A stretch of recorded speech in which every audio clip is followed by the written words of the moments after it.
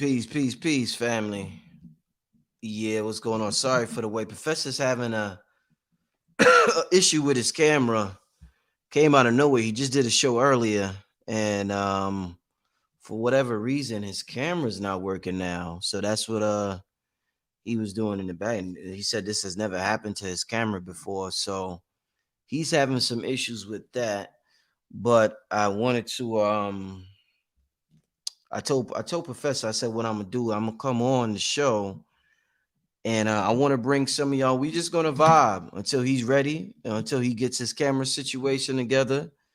If anybody have some thoughts, comments, or whatever they want to share on Tina Turner, you are more than welcome to click on the link. You know how I do with the y'all coming on live.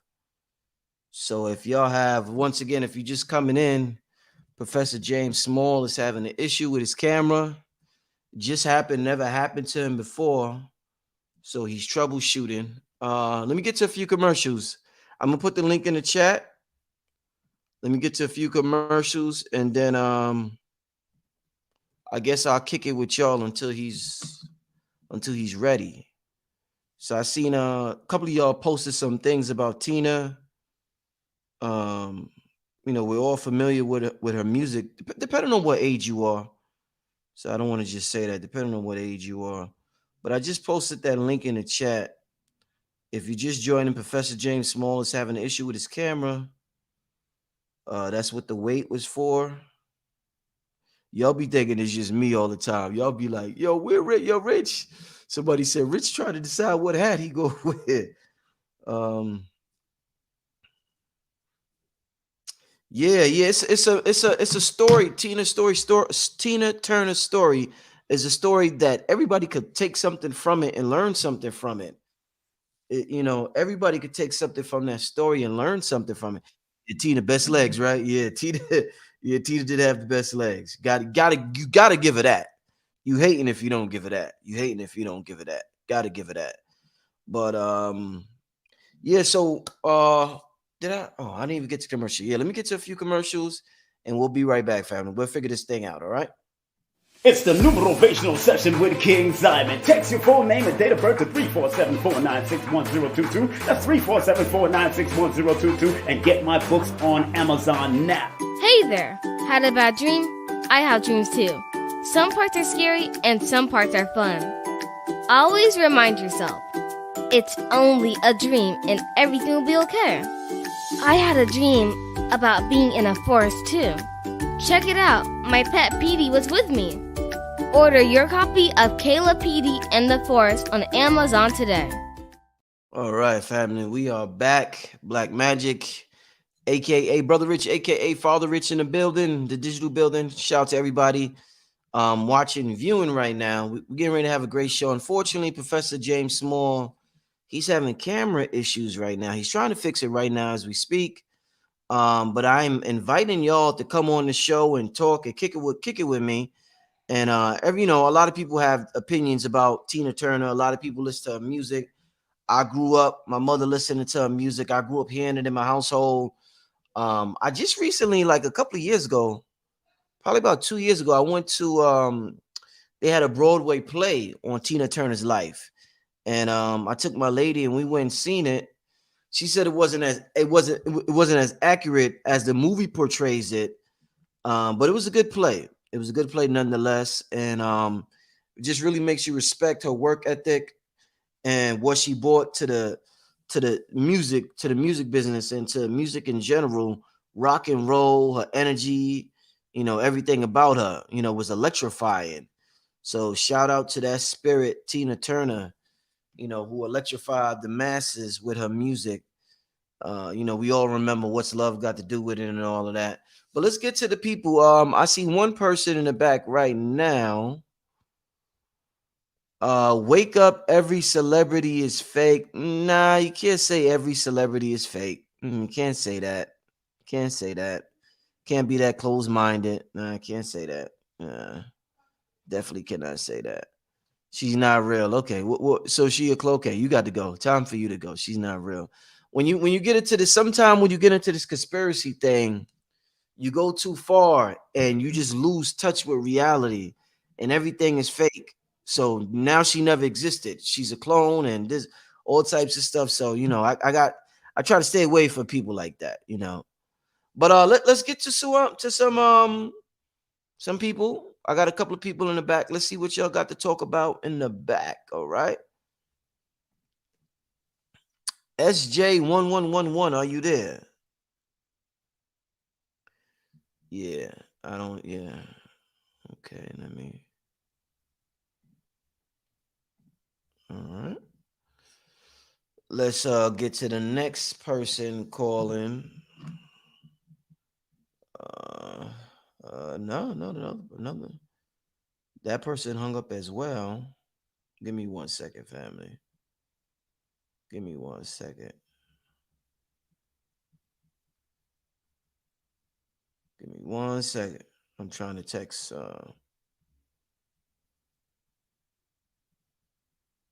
Give me 1 second. All right. Yeah, but let's see. Who's this here? I just had to text somebody real quick. Ba Bahia. Am I saying the name right? Yes. Okay. All right. Peace, sis. What would you like to share with us? Any thoughts, comments? As far as Tina Turner. Yes. Peace to everyone. Peace to the family.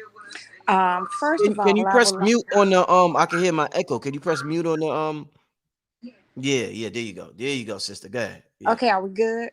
Yeah, you good now. You good, yeah. All right. Yes. Peace to the family. It's a honor being on your platform. I Mm-hmm. first want to give thanks to the mighty, mighty ancestors to whom we all owe our gifts and talents to.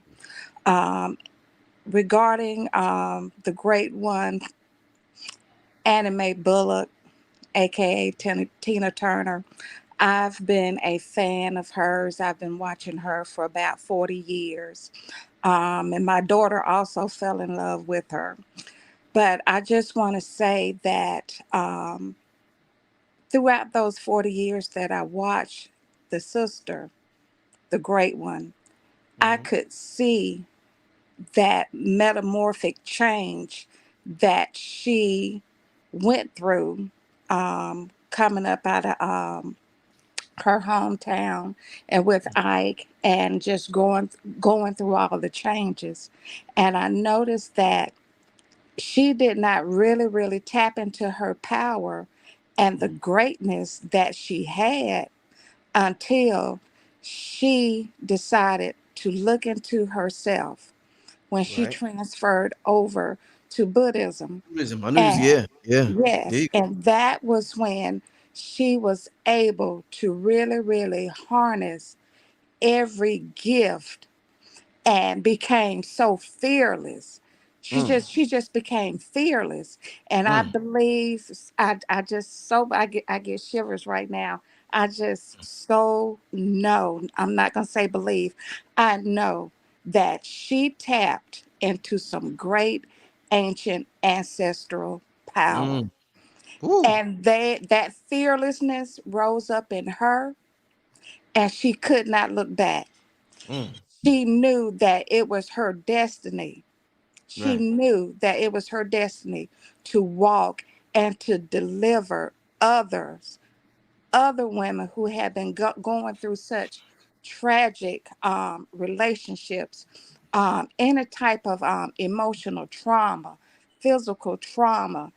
That was her way of being a physician. She was a doctorate. I say she had a doctorate of music. Mm. There you go. She Oh had a man. doctorate of music, Wow. and she served us well. I pay homage to her. Mm. Peace and blessings and strength to her family. I just want to encourage them at this time because although our great one has transcended, she's working it out in another realm. She's Indeed. walking with the ancestors now. So you feel like she definitely completed her soul contract down here. Absolutely. Mm. Mm. Absolutely. Absolutely. Mhm. And I just What want should, to, yeah. no, I was just going to say that I want everyone to know the importance of going into self, Mm-hmm. because not until you tap into self will you gain the complete, full knowledge. What only then will you see the full spectrum Right. of your capability, of your power. And you can't listen to the people who surround you. Although she was with her band members, her background singers, all that, she had to tune all of them out. Yeah. You might have one in your circle Mm-hmm. that will help lead you to where you need to go, but you got to ultimately walk through that door Mm. and get it on your own. And that's Mm-hmm. what she decided to do. When she Indeed. decided to look into herself, she ran with it. Wow. In terms of Ike and what he meant on her career, good and bad, what's your opinion on Ike? Do you think he was a necessary part of her story down here in this realm? Absolutely. Absolutely. Um, Ike and his own greatness, but he was what he was, Mm-hmm. but he served his purpose for Mm, Tina. mm. He was Tina's lesson that Wow. she had to learn. I like how you talk about this, sister.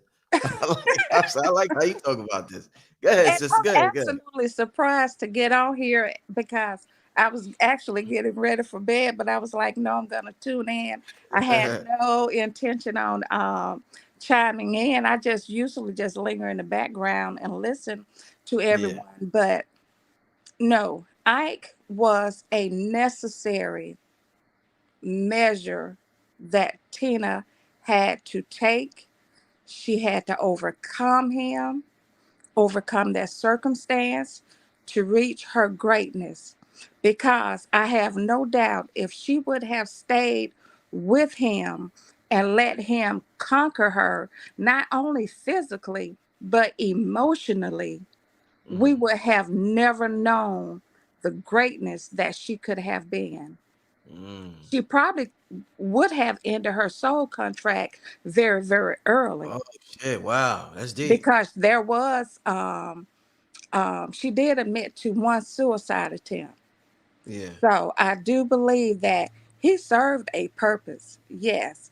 Mm, Although a lot of people may hate him or, feel some kind of way, but know that every person who come in our lives to knock us down or beat us down or tell us we're not nothing or we're never going to be anything, mm. they are there to serve their purpose. Serve a They are there purpose. for a reason and a season. I just came out of a 27-year marriage.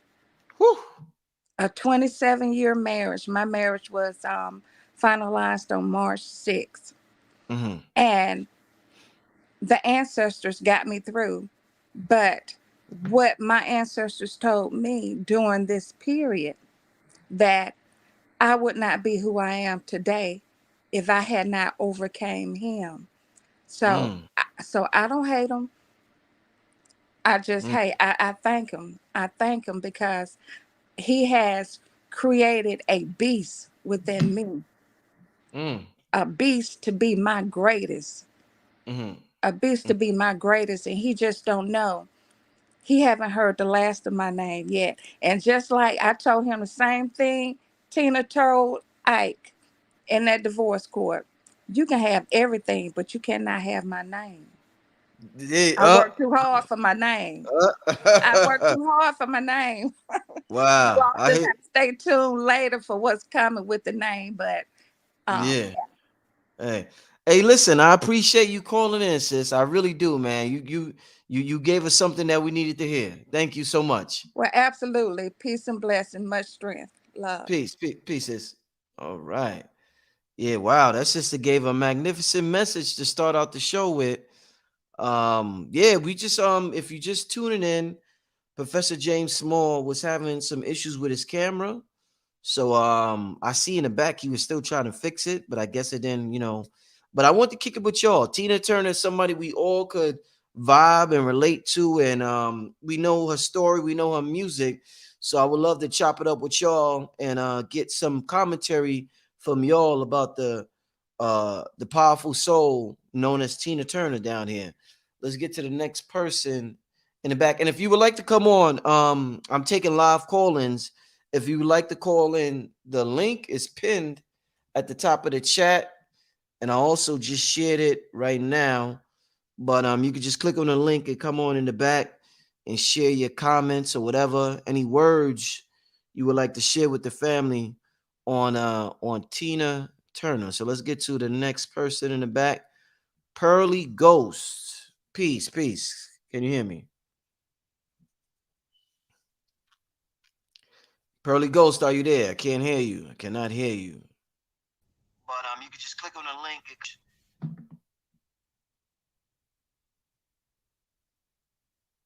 Yeah. You can hear me, Rich? I hear you now, brother. All right, bet, man. Peace, yo. Hey, it's a blessing. It's an honor to kick it with you tonight, man. I just, I'm gonna keep it brief. My grandmother, and my stepmother, they used to always have me watching the Tina Turner movie when I was growing up. The one with Lawrence Fishburne as Ike. So they was always telling me, what I'm saying, how, she was one of their favorites, and how she was still performing when she was an elderly woman, or considered what we consider. Yeah, the brother's audio is just too bad. The brother's audio was too bad. Let me see what's going on, Professor Smalls. Yeah, I had to get I had to end. The brother's audio was too bad. We wasn't able to hear him. Hey, Professor, quick question.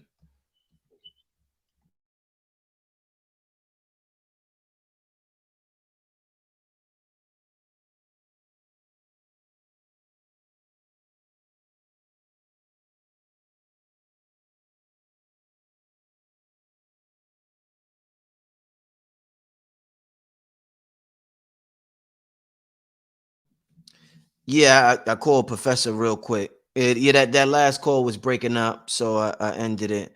But yeah, I called Professor to see if somebody in the chat was asking about just the audio. So I didn't even mention that to him.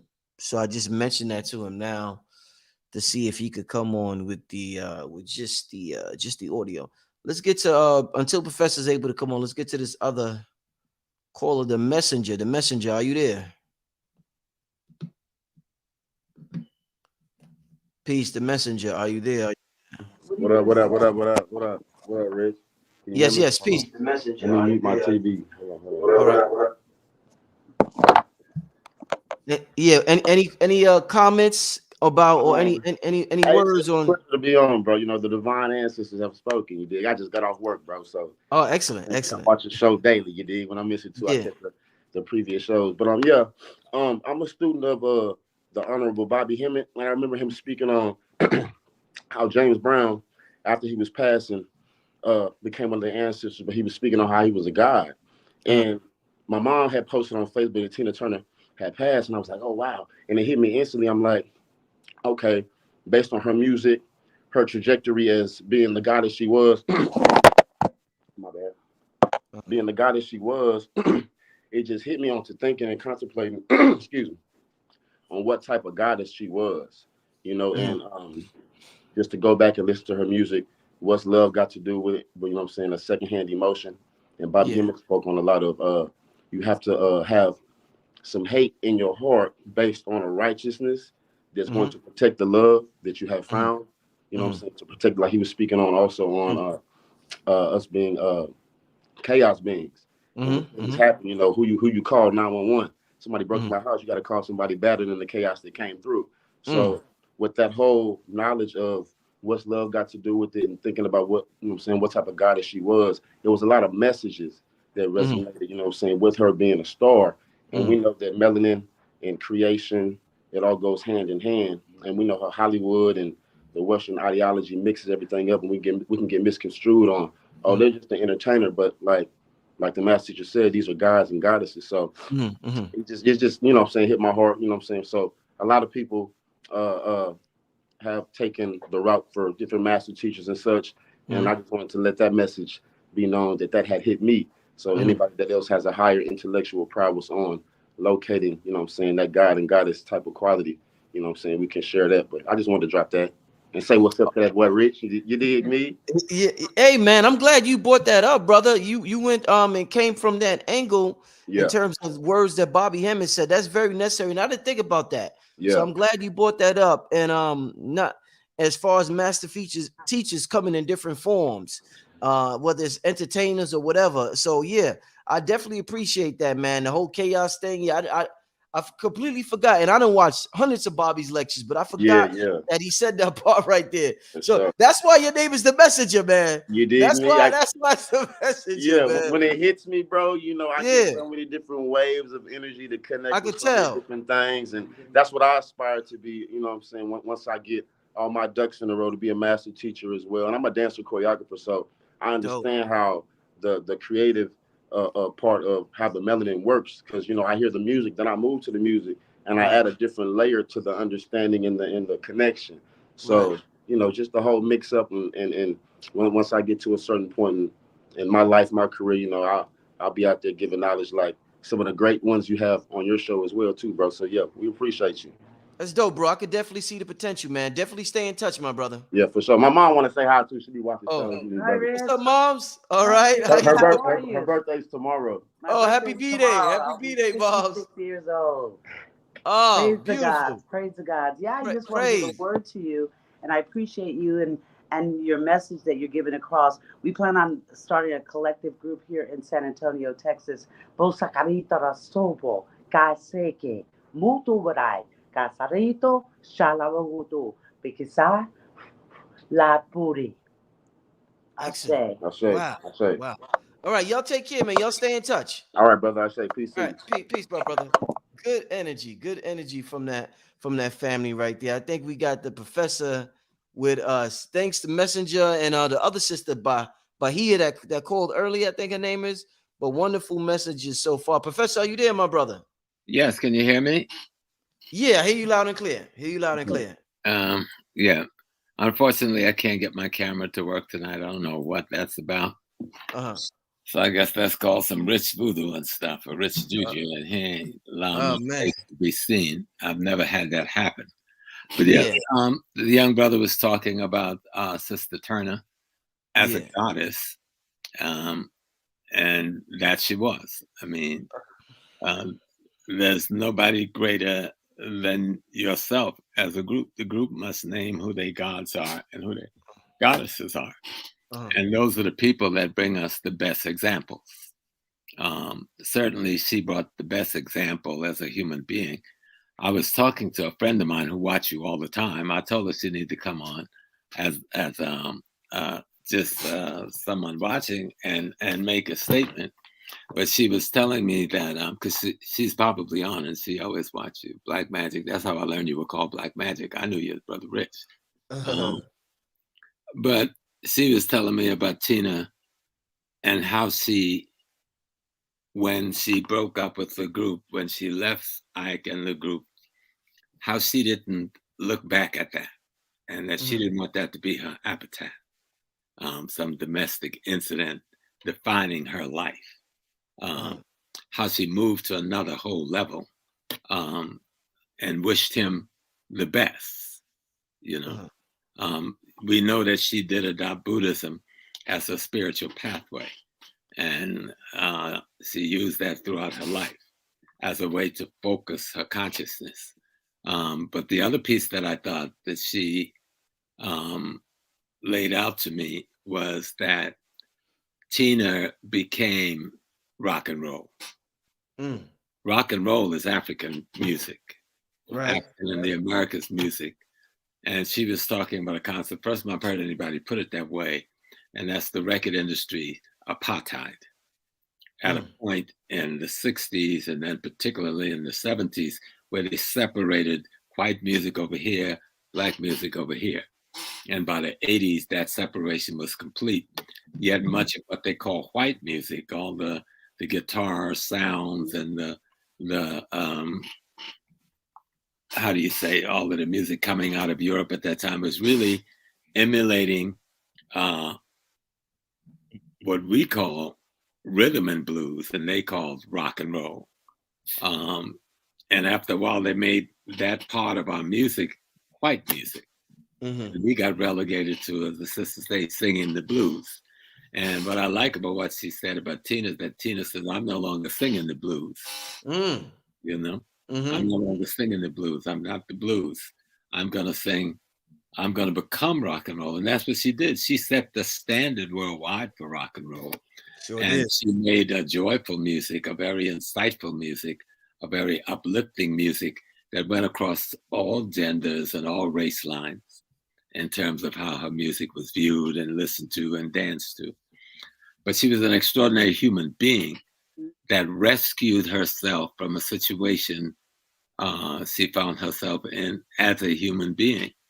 And she continued to build herself, you know, as a human being and an extraordinary human being. So that when she has left us in the physical form, a lot of people around the world are sad today. Because I don't know anything negative about Tina Turner. It's hard to see someone live to be 80-something, be in the public light in that way. And I don't know a single negative thing about that lady.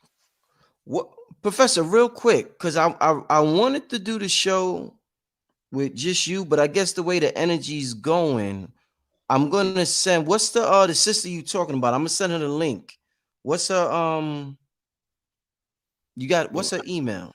Or you could text it to me if you want. Yeah, let me tell, because if she tells the story, it will blow your mind. This lady had me up all night. I don't have it. I have to call and tell her, text me her email right now. Okay. Well, yeah. Are you able to do that? Yeah, I'm gonna do that right now. Okay, yeah, do that right now, Professor. Yeah. And let's see what this sister that was talking to you has to say. But we live right now with Professor James Small. And for those in the back, I'm not taking questions right now. I was just taking questions, not questions, but I was taking comments until the professor came on. So if you're in the back, I'm not taking comments or questions right now. I'm letting the professor talk, and he got the sister coming on. But yeah, professor's having some camera issues, so that's why we he arrived a little late, and that's why we're doing it with him without the camera.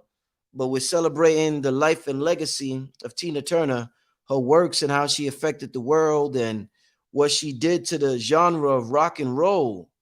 It was amazing. Somebody said her favorite color was red. Yeah, that bright red lipstick. That's what stand out to me, that bright red lipstick.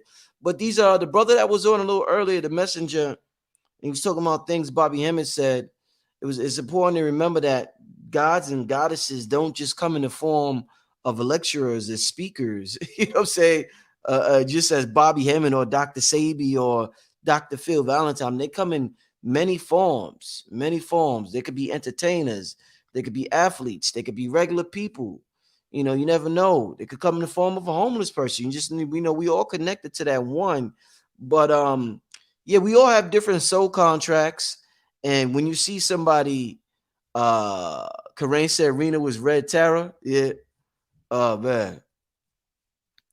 Yeah, when you see somebody fulfilling their soul contract, whatever it is, it's impressive. If you a god and you watch another god fulfill their soul contract, it's a sight to watch. It's like, wow, regardless of, they could just be a cook. If you watching another person fulfill their soul contract as a cook, it's impressive. It's energetic. It's a beauty to see. You don't have to be the best speaker in the world or the best this. You could be a cook. You could be the best babysitter. You could be the best mom, the best whatever. But to see somebody fulfill their soul contract is definitely beautiful. It's like, I sent you that email. Okay, let me Okay, I see now. All right, go ahead, Professor. I'm gonna just while you kick it with the people, I'm gonna send it to her. Yes, sir.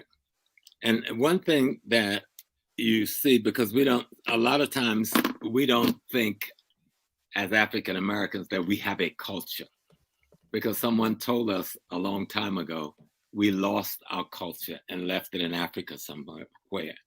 No one loses their culture, and no one ever leaves their culture anywhere.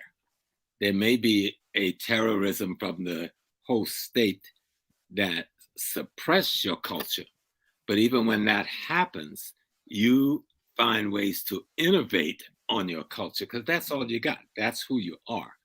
And so our music, the blues, the jazz, the rhythm and blues, the gospel, the folklore, and what the whites call rock and roll, that's our culture as innovated on under the oppression of Euro-American cultural dominance. But they never destroyed our culture. You can't destroy a people or their culture. You can force them to recreate new ways of articulating the culture. And no one does that better than Tina Turner. She did it before she left Ike and Tina. And because I listen to that music sometimes in my car. And she went to an extraordinary level to articulate this culture after she rediscovered and rebirthed herself, you know? How hard is that, Professor, to rebirth yourself or to rebrand yourself after going in one direction and having so much momentum in one direction and then just being able to pivot in another direction? That's something extraordinary. How difficult do you think that is? Can you explain? It's difficult to the degree that one does not learn how to love themselves, or to learn that you have a self that is worthy of being loved by you. See, we love other people. We love other things. But very few of us truly learn to love ourselves above all else. Matter of fact, this culture tells you that's a selfishness you shouldn't indulge in. Yeah, right? yeah. But yet that's a place, if you don't go, you'll never rediscover your next step in life. You know, you can never rebirth yourself. And every day should be a rebirthing of yourself based on this dynamic love for yourself. And that love for yourself is informed by ancestral cultural values, ethics, and morals. And it doesn't always come in books. Right. It comes in hearing the speech, the Creole. It's coming in, and I'm talking about the Creole along the Mississippi Delta, the Louisiana Delta, the Arkansas, Alabama, South Carolina shorelines. It lives there. I'm talking about what we call the spiritual music in the churches, or the shouting, which is nothing more than ethnic African dance steps retained in the churches. So all of these things inform who you're going to be, whether you know it or not. But when you begin to love yourself, you begin to understand and you begin to know the things that are informing you. And you can then learn from them in ways you never thought you could. What do you think about her tapping into Buddhism, Professor? What's your thoughts on that? I think that's Buddhism emerges out of the same Black African crucible. The people who lived in India at the time that this phenomena, and remember, Buddhism isn't, see, in the West, we have this box about what religion is. That's not what Buddhism is. Matter of fact, Buddha would have never called it Buddhism. It is the limited minds after Buddha that called it Buddhism. And that's why they can't make it work for the society in the way it should. Wow. What Buddha did was to become life itself, you know, to understand the relations between nature and cosmology and the human being and all things that live within that space, which is boundless. Okay. It's just like me. I'm everything in nature, and so are you. But how do we know that? Do we think that during the day? Do you think that you're collard greens or blackberries or cherries or water, or even a piece of beef, which is grass, reprocessed? We are nature, and nature is us. Now we have these peculiar compositions. Each one of us is an extraordinary singular composition in nature And the same with the light from cosmology. I'm looking at what's behind you. Someone made a point, and even you made a point, to allow your head to be the sun and watching the light emanated from the sun. And so and then there's the moon that reflects that light. Our ancestors was talking about cosmology and ecology throughout. Now, the lesser mind reduced those things to religion when they tried to teach it to people instead of living it so people will learn it for themselves. And I think what Tina did, she really just became her truth. She became the truth. And she expressed her becoming in her music. You know? What do you think about, for those who have gone through something similar in terms of abuse? The sister just called up earlier and was talking about how Tina wanted to keep the name. Like, as far as her, going through what she went through with Ike, but leaving him and deciding that, nah, I need that name right there. I need that name. What's your, I think this is the sister right here. Let me click on, let me click on that. And let me re-ask the, peace. Queen, are you there? As Illy, is that her name, Professor? It's Illy. As Illy. As Illy. I can see her name. Yeah, I don't. As Illy, you need to unmute yourself. Is her camera working? Oh. Sorry. I can hear you. Can you hear me now? Yes. Is your camera working? Are you going to be on the show, or are you just... Oh, it is working, but oh my goodness, I wasn't expecting to be on the show. So I know how that go. I know how that go for the queens. Yeah, I definitely wasn't expecting, but I heard. Anyways, I watch your show all the time. I told you. So Professor Small actually just gave you all the major points we were talking about before he came on. But you need to go over, tell them about your childhood and how you got introduced to Tina and how you dance. Like, she's not only a professor and attorney, she's also a dancer, a writer, a choreographer, an actor. So tell us a little bit about how Tina impressed you and how she gave such dynamic centering to your life.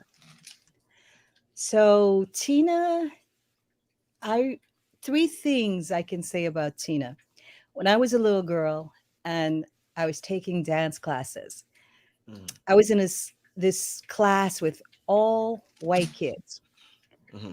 And by the time my solo came along, of course, I was looking to figure out what I was going to do for my solo. And it was like a big deal. It was just a big deal to finally be chosen to do a solo. And this is what I'll always remember Tina for. Three things. Proud Mary. That was my first dance solo. And all us young girls, young Black girls, we were out here doing Tina Turner and doing that song.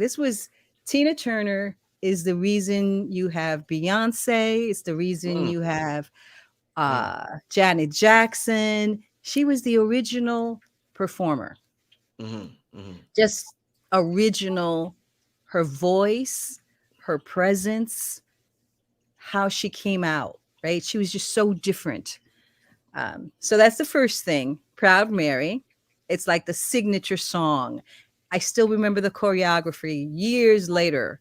It's the one I'm going to teach to my two nieces. And I remember when she reinvented herself at the age of 44. Can you imagine? 44. Yeah, reinventing yourself. Yeah. Wow. Reinventing yourself at the age of 40. She had already raised 4 boys. Yeah. She raised her own son and the son she had with Ike, and then 2 of Ike's sons that she adopted. So imagine being 44 in an entertainment industry where they tell you that you have to be 20 years old. Yeah. And saying she believed in herself. She had gone through so much.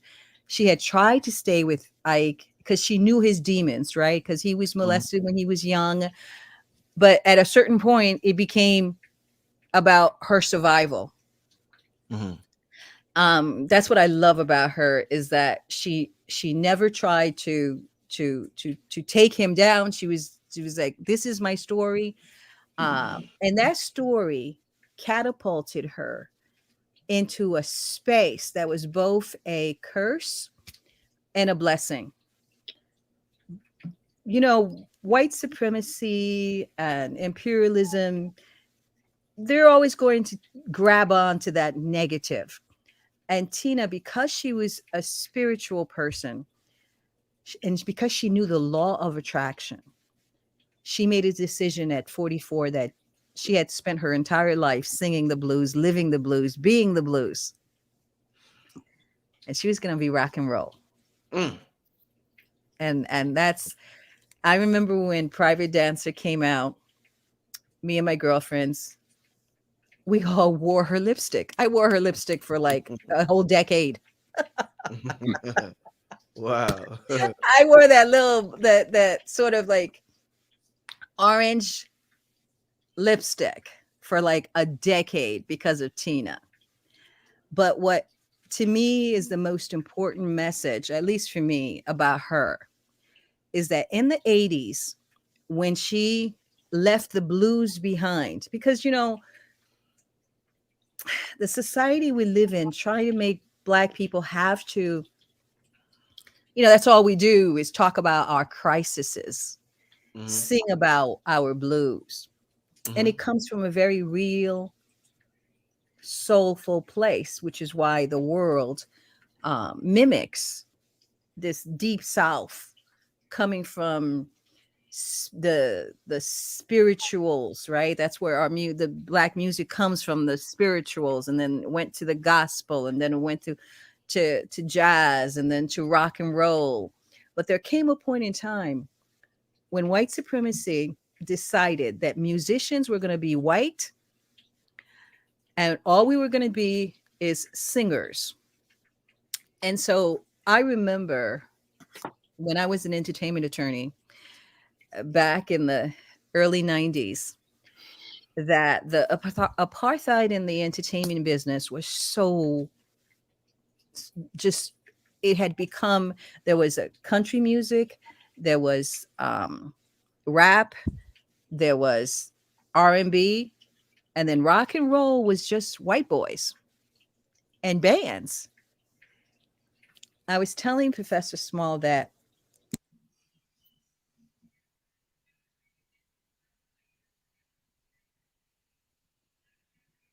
Peace, your mic went out. Queen, your mic went out. I'm sorry. You. When did it go out? A long time ago? White Boys was banned. White Boys was excuse me? You said that the White Boys were bands and the musicians, and we were just singers. So the White Boys were the bands. They were the musicians. They were the ones that were going to inherit Rosa Tharpe's guitar, because that was Rosa Tharpe, this Black woman, was the mother of rock and roll. She was a guitarist.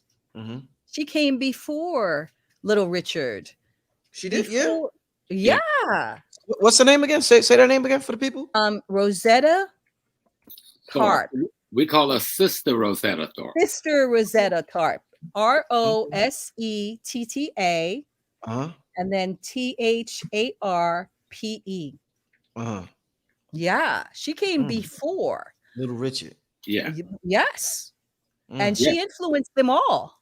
But, you know, we've relegated Black women into this sort of like docile singer and sort of receiver, as opposed to being a producer.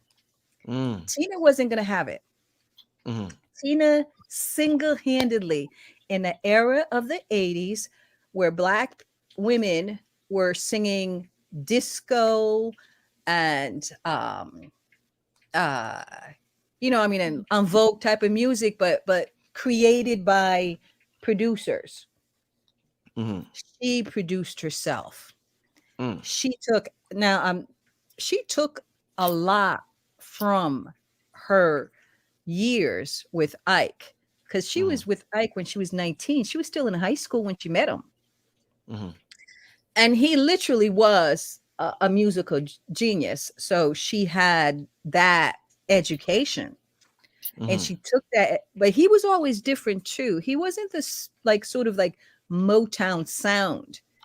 He was rhythm that had gone, that had kept the rock bass of Sister Rosetta, the rock bass. He had kept that. And he created this new sound, and she took that sound. But the thing is, by the time 80s came along, we were doing disco, we were moving into these spaces. I remember in the entertainment industry, like I said, you know, these if I was signing an artist to a record deal, if that was a Black artist, you couldn't be country, you couldn't be rock and roll, you couldn't be, the only thing you could be is R&B and rap. Right. But with Tina, at 44 years old, she's had already won a Grammy Lifetime Award for her work with Ike. She started all over again. But one of the things I was saying before I got cut off is that I knew Prince, and he was to me one of the greatest guitarists of my generation, of the 20th century and the 21st century. And he was always mimicking Jimi Hendrix, right? This great guitarist. I mean, he had that vision in his head, but the entertainment industry had taken that and given it to white boys. They were the guitarists.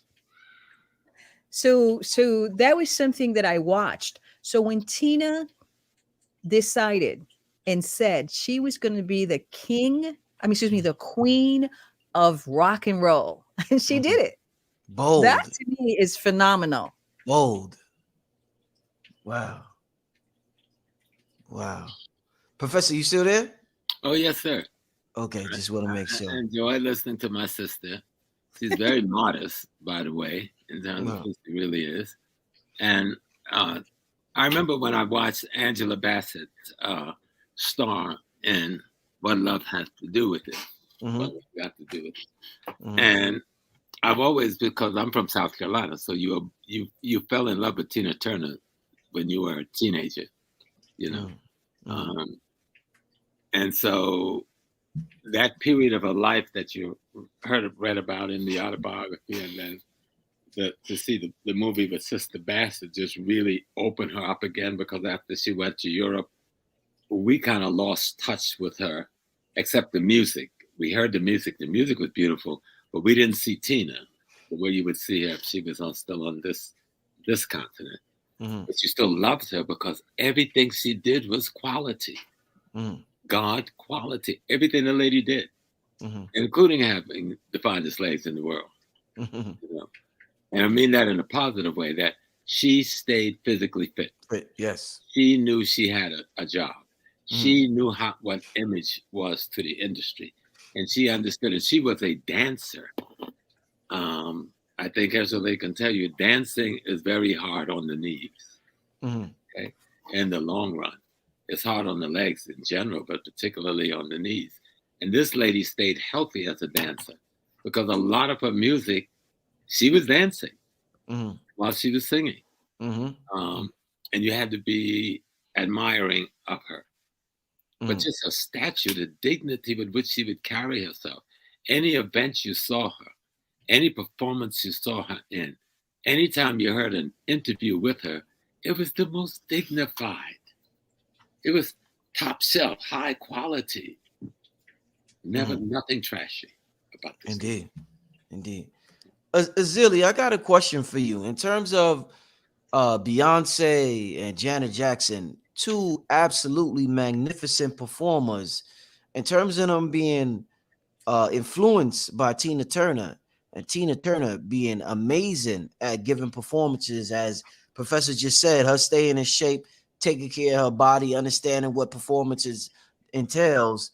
When we look at African spirituality and we look at something called possession and African spirituality, do you think to be on a level like Tina, on a level like Beyonce, it takes a certain level of possession? Because they hit the switch and they're like, oh, where did that come from? And they just go off, and you like, they look like a whole other entity up there. So do you think it's a certain level of possession when you see these sisters on stage giving these dynamic, amazing performances? Without a doubt, you know, the spirit is what animates us.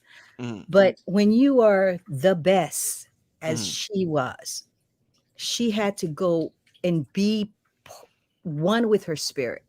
So she was possessed, you know, in the way that, because otherwise, the only way I believe that we touch each other is when we touch our soul. So it's the only way she touched us is because she was coming from a pure, soulful, that was her soul. She gave us her soul, and her soul was that voice, right? That was so different. That was rock and roll. That she was unapologetic about. Those legs. You know, you know, people talk about Tina Turner's leg, but the thing about it, the difference between her and Beyonce and her stuff was more spiritual than sexual. That's what it was. That's what I think when Professor Small is talking about her dignity. This, you don't see that anymore especially in the entertainment business. In the entertainment business, a lot of folks, you know, sell their soul to get a record deal, to make the charts. Tina didn't do that. And on the second reincarnation, Tina insisted on being Tina. And it's sort of sad too, I think, for America, that Tina, from where she came from the dirt of the deep South, she could not have been what she became if she had stayed in America. You know, and she actually understood that. And she left. Because even the producers, the Black producers, did not see a Black woman of 44 years old as being able to pack a stadium doing rock and roll music. You know, without that machine behind you. So her story is unique in all of those ways. You know, yeah, she had to go overseas. And I think the big lesson for me when I think about her is that we as Black people, we are faced constantly with this Black tax. And I'm sure she paid it, but she decided that she was not going to sing the blues. And I just think that that's the theme that keeps coming in my head, that imagine if she had stayed in America and tried to fit within their view of what a 44-year-old Black woman is. She would have been retired. Yeah. Out of the industry. Let me say something going back to the possession piece. Some years ago, I don't remember how many years, I know Pandy was the president. Today's his birthday, by the way, the former president of Trinidad. And I was the keynote speaker at the presidential dinner. But I had a partner He was the Dalai Lama of Tibet. Mm-hmm. And he had just got through visiting the voodoo shrines, because a lot of people don't realize a lot of Haitians, after Dessalines' death, left, and a lot of them went to Trinidad, and they still live there, and they had a separate Haitian community in the mountains. And so the Dalai Lama went to visit. Remember, he is the Mr. Buddhist of the world. And he went to visit the voodoo shrines and the Yoruba shrines. And in his speech that night, because he spoke before I did, he said he had visited all the churches and the temples and the synagogues in Trinidad.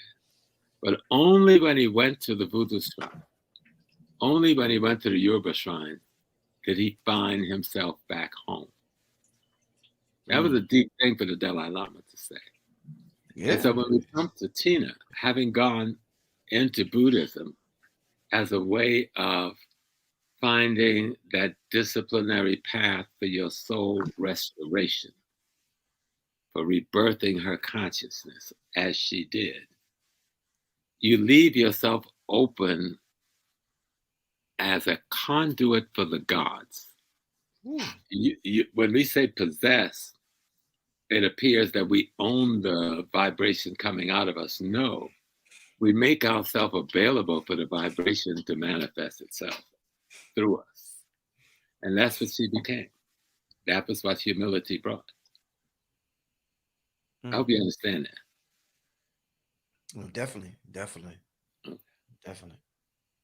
So when we think of goddess, that's when you see her as the goddess. She was the goddess of rock and roll, not just the queen. Oh, that's interesting now. You taking it there now. Mm-hmm. You taking it there now. Wow.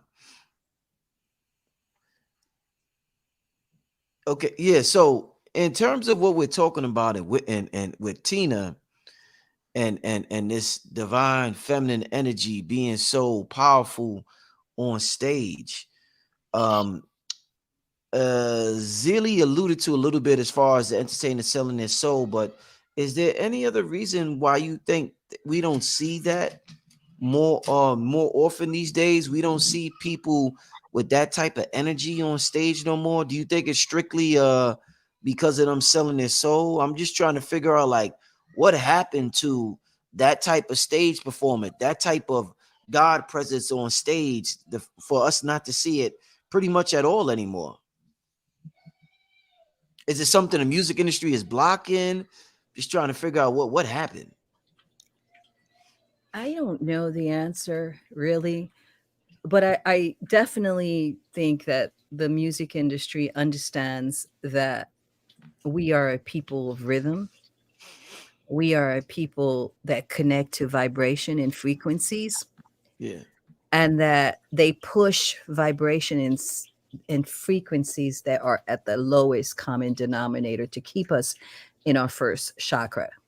Mm-hmm, mm-hmm. So if you stay in your first chakra and all you're watching is sort of like sexually disconnected from spirit performance, then its vibration is very low. And it's not going to connect to your soul in the way that your soul really needs to. It's going to connect to, like I said, your first chakra. And a lot of the entertainment industry, women are objects. You know, Tina wasn't an object. She was the goddess. She came as the whole thing. She was the mother. She was the wife. She was the lover.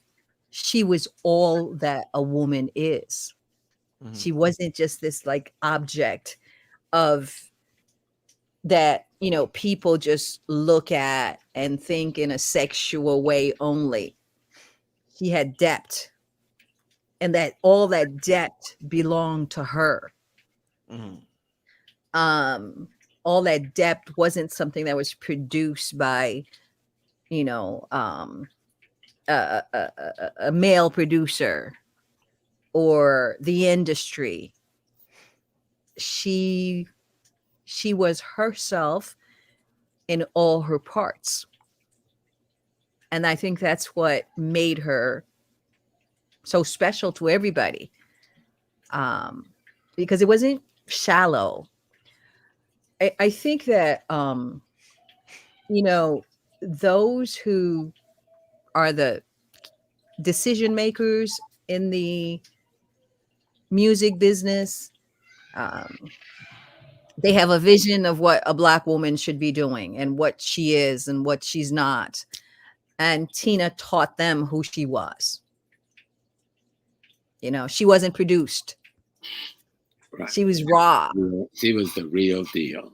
Yeah, she was the real deal. She was the real deal. She was like someone that had it all. Like I said, you know, people talked about her legs, okay? Talked about her sex appeal, talked about her show. I don't know. I remember, you know, she was on some sort of an arm when she did some really amazing things on stage way before the younger artist was doing it. And so I think, brother Rich, it's the entertainment industry. I think, you know, a lot of the entertainment industry is very shallow, and it wants women to be a particular thing. And if you're more that the particular thing, you might intimidate, you know, the beta male. You might intimidate those that are packaging you for only profit. Let me add to what you're saying, and I hope Teddy don't mind. There was a group called Blackstreet back in the day with brother Teddy Riley. And the industry, Interscope to be precise, wanted him to do hip hop, wanted him to do rap. And Teddy says, no, I do rhythm and blues. They said, no, Blackstreet's gonna do rap. And Blackstreet said, no, we do rhythm and blues. So the industry says, we're the distributors and your stuff won't leave the warehouse. That's the reason that Blackstreet disbanded. That is the reason. So forgive me, Ted, if you didn't want that out there, it's out there, right? And the industry in its brutality came back at him and says, okay, when you were with Guy, you owed me 2 albums. We want those albums now. That's why there was a Guy reunion to do the swabble and the dissipation. That was the industry for this gangster manipulation. Bobby Hemming told me something like 35 years ago. I thought Bobby was crazy. What's Bobby talking about? He's talking about octaves. He said, Brother Small, we've been at a conference in Detroit on melanin. And he says, you know what? If you get records that was cut back in the 60s and the 50s, you hear 1 octave. I didn't know what an octave was. But he said the records that's cut today, they've taken out a number of the octaves. What the hell is he talking about? That there's a level of vibration that a singer, through their voice, puts into sound. And they could technically remove those octaves, right? That attracts you at the spirit level. So you hear music, but you don't feel it anymore. That's some deep shit. Part of this is because they understand that music, especially for an oppressed people, becomes a revolutionary tool in the hands of the right people. Think of Dr. King and the brothers and sisters in the churches in the South. The Klan is out there lining the streets. The National Guard and the police is out there with their bully club, threatening to kill them. They're in the church, about to go marching through the precipice of the demon. And what do?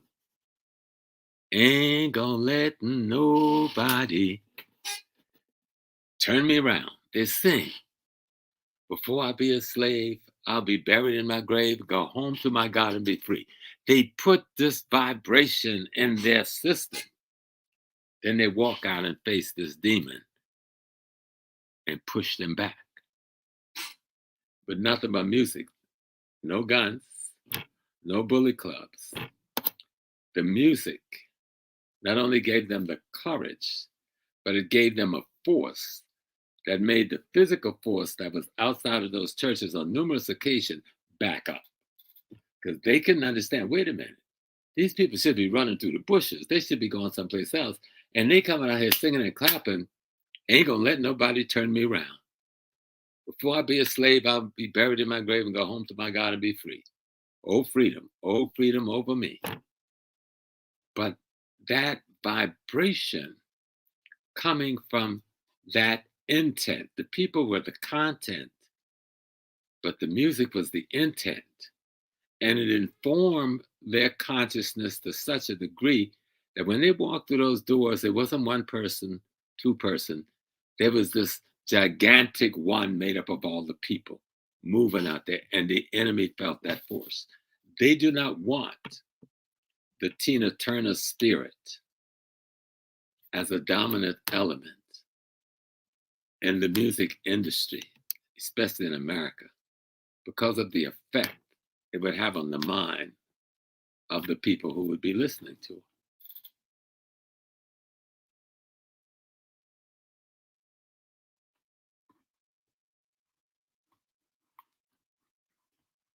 I can't hear you, Black Magic.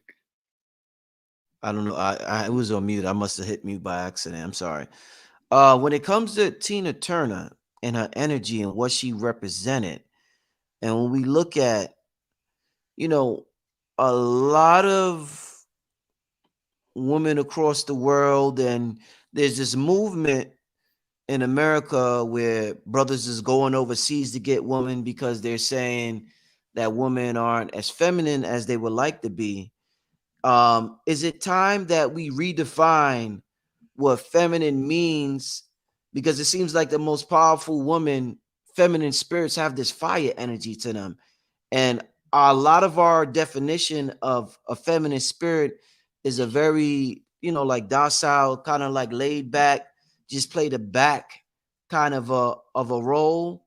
Do you think it's time that redefine what divine femininity is? Because these women, if you look at her, and if you look at a woman like Beyonce, and regardless of the criticism she gets, but just the energy that they possess and how they move, do you think this goddess energy could easily get mistaken as masculine energy?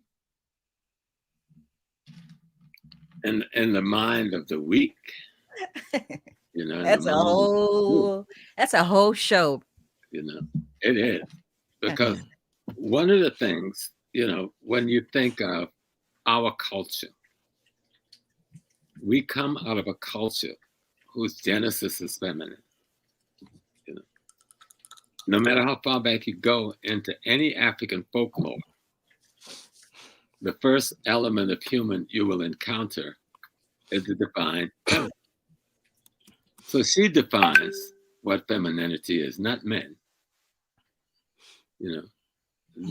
Men's illusions to, compensate for their weakness or lack of true masculinity, try to define feminine in an inferiority motif, because we live in a culture where this male is supposed to be the dominant factor.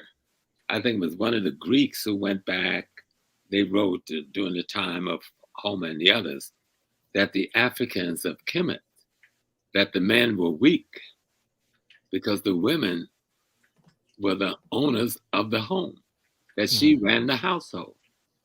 She set the rules. And so they thought that the men were weak because the woman was the guardian of the home. Our men didn't think that then. We've fallen for the European thing. But we have to understand that Tina Turner, in the light of, she became herself before slavery. She became herself before the slave ships. When you rebirth your consciousness and you go back to being who you are, the God being, that's what she became. We use those words kind of loosely today. But what is it that you're trying to restore? You don't want to restore a halfway house of a being. If you want to restore yourself, you have to return to the authenticity of the original manifestation of the, the feminine. And that's what we call God, whether people like it or not. The first manifestation has to be a feminine, because there ain't no other way you're going to give birth to the rest of us. And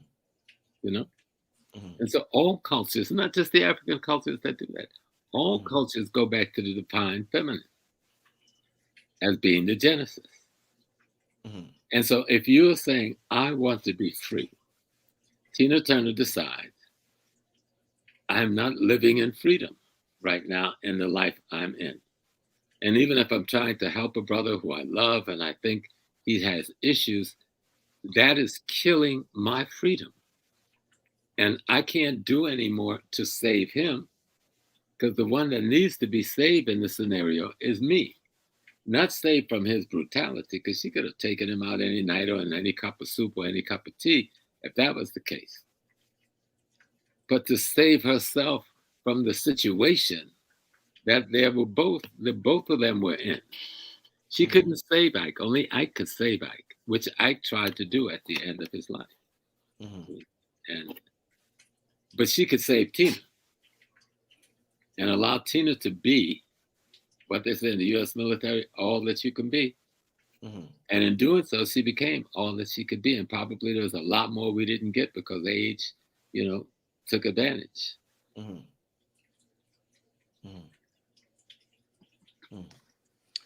Azili, did you want to add on to that, or? Yeah. Your mic is muted. Your mic is muted. Oh, sorry. Yeah. Yes. Well, just by my name, I don't do Judeo-Christian religions or any of the Abrahamic religions or patriarchy. So for me, you are what you are. Tina Turner expressed her soul. I think only in a patriarchal society could you see that as intimidating or be intimidated by a woman who expresses her very soul in a way that makes you be better. I think we come from a place pre-Judeo-Christian, people are saying Aset, Osiris, Haru. We come from there. And Aset gathered the pieces and creates and gives birth and is the womb of creation, is the center of the sun. But we live in a world that has essentially cut out the goddess for the Father, the Son, and the Holy Ghost, or the prophet, or whatever the Abrahamic cults are talking about. I don't come from that place, so it's not my lexicon. And all I can say is that when you see perfection, it's perfection. If you want to put a guard or if you want to put it in a cage, then something is wrong with you. I don't think that's where we come from as Black people. I think we are cosmic, and the man that can deal with the cosmic mother is the Ogu that I want to see. Woo. I hear that. Wow. Once again, family, we are live. We are celebrating the life and legacy of Tina Turner, and so much to learn from her life story and her life journey. I'm live now with Professor James Small and Azili Danto, and we were having a little camera issue. Pronounce your name. Yeah. Azili Danto. Oh, Ezeli But you're Danto. good. You're good. It's good. Call me Zili if you can't say Good. Ezeli. She's Black But Magic. she is the warrior goddess. Hmm. Where are you from, Queen? Where are you from exactly? I was born in Haiti. Oh, okay. Okay. Black Yes. Magic. Yeah. Now you were involved in the politics out there? Am I correct? Yes. I mean, I wasn't involved in politics, but I represented as a lawyer the first democratically elected president. Okay. And because of what the United States did, I ended up creating the Ezeli Network and the Free Haiti movement. So that's what I had that. Mhm. But yeah, so but Ezeli Danto is the archetype, the Mhm. female archetype of the Divine Mother that quickened the warriors Mhm. that did the war council that began the Haitian Revolution. And that's my name. Mhm. Mhm. Somebody such as yourself, a spiritual person such as yourself, what do you think is next for a spirit such as, or a soul such as Tina Turner, who has completed her soul contract? Do you think she wants vengeance on the music industry? Do you think she's at peace? How do you think the soul reacts after the transition, living a life the way she lived? No, she was a creator. Mhm. There was no power greater than her. Mhm. There's no vengeance. Um,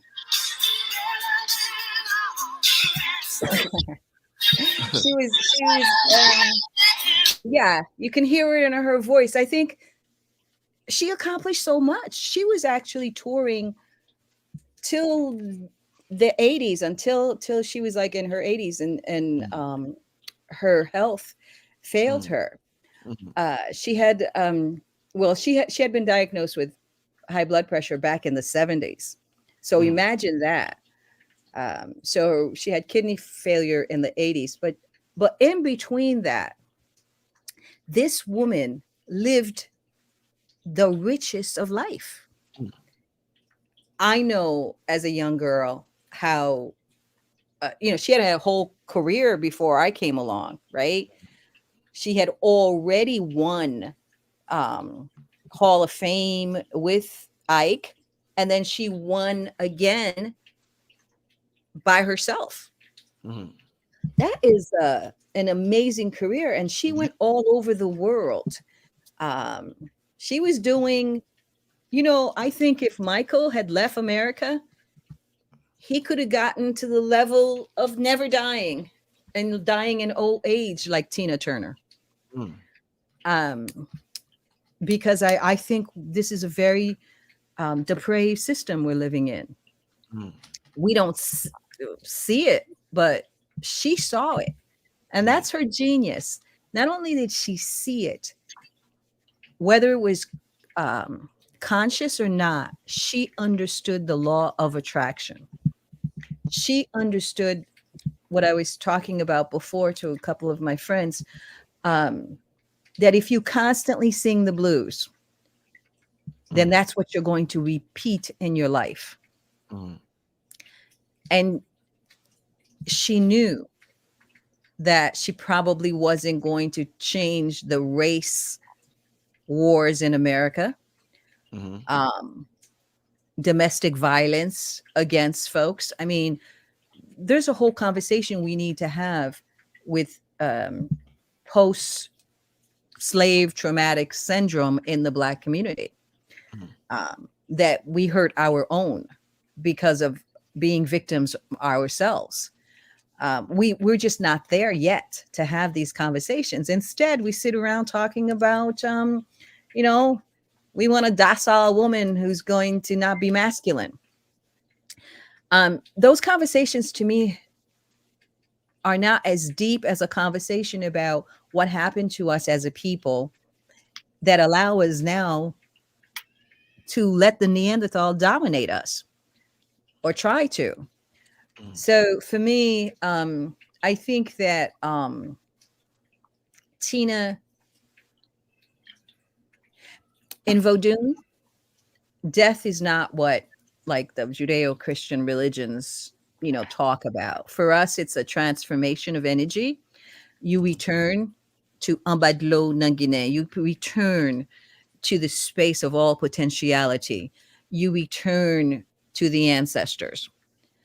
And that's not a place of anything physical at all. You return back to vibration if you make it there, but there's a journey. So for me, for instance, when I heard that Tina Turner had died, because she had such a positive influence in my life, and because I admired her as an example of a powerful woman who overcame and became more and gave more, I poured libation for her, wished her a good journey, a safe journey out of this realm and to the realm of the ancestors. In Vodun, the way that you are rebirthed, or the resurrection, is when you are remembered.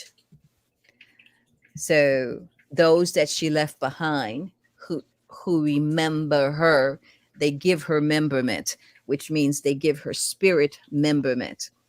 Her music, that's going to last probably for the next 1,000 years, unless this Neanderthal has a nuclear war or something. But even then, her music will play, because her music is not just at the first chakra. It rises up to your kundalini and it gives you that soul energy. So it's not going to die. And every time we play her music, we are lifting up her spirit. And so we are strengthening her in the realm that she is, so that more Tinas will be rebirthed. And that's what we need. We need more self-assured, self-aware fighters that are going to give us this sort of brilliance and compassion. So no, I don't think that would. She was at peace before she passed away. And I know that some people talk about the fact she has a white husband, but this guy gave her his kidney.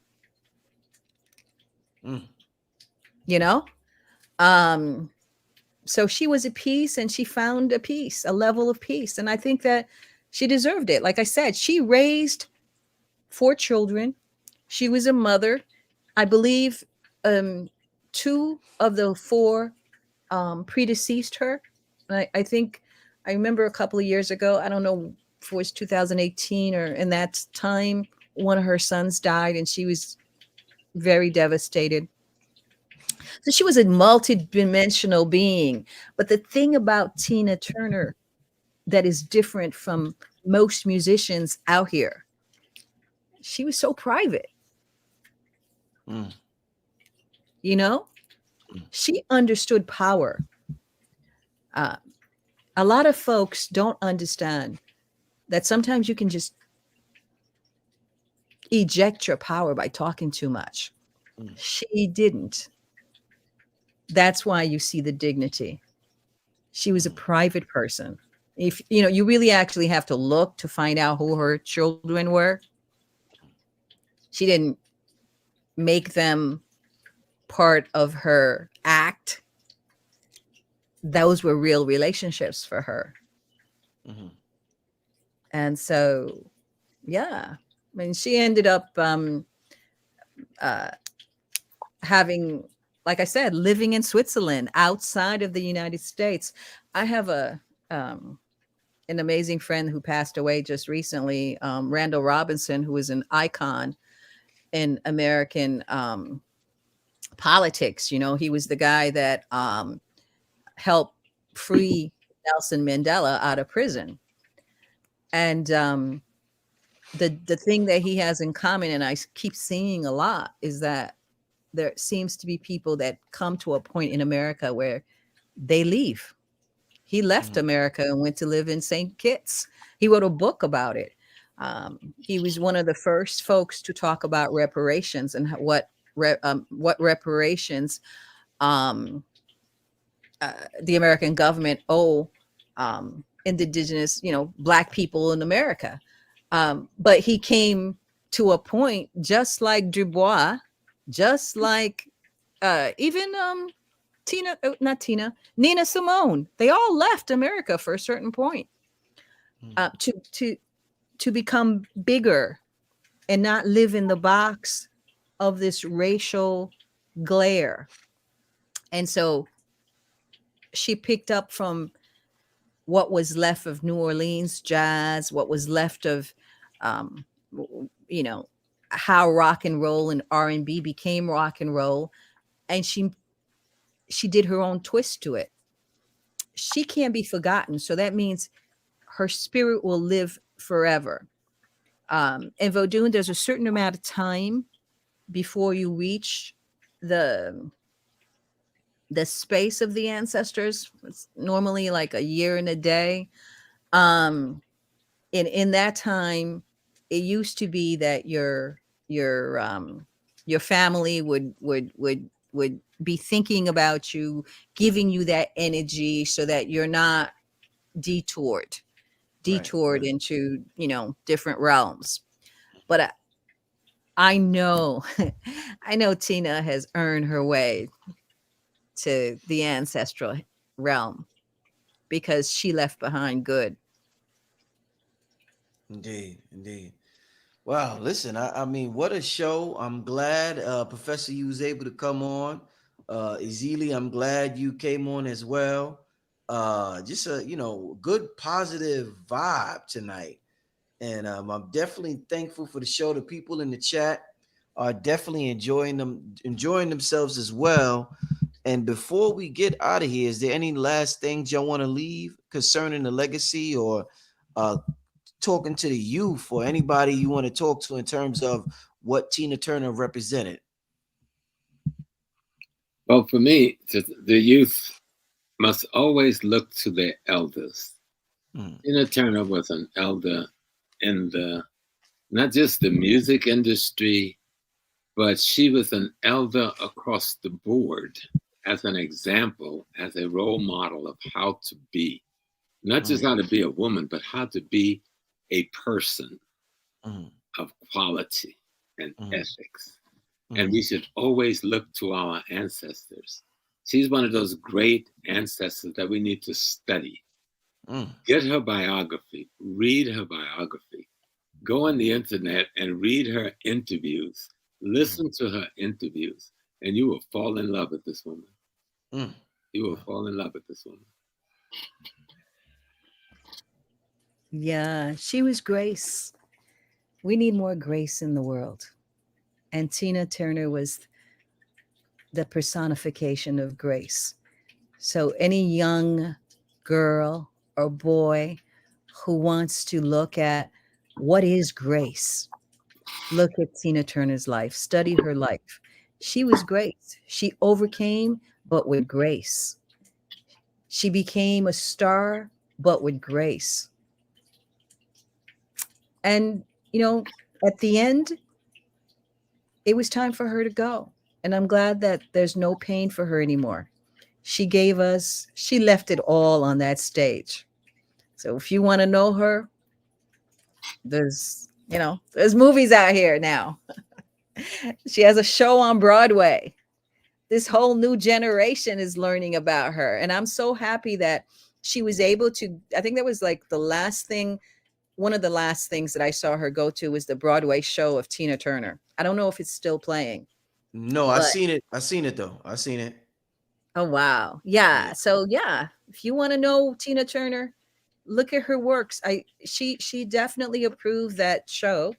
She definitely saw, one of the greatest actresses on the planet play herself. So she got to see her accomplishment, and I'm so happy for that. I'm happy for that. And I pour libation. I'm speaking today just to wish her Wukukui. This is what we say in Vodun. A good journey. Rest in peace, Tina. Indeed.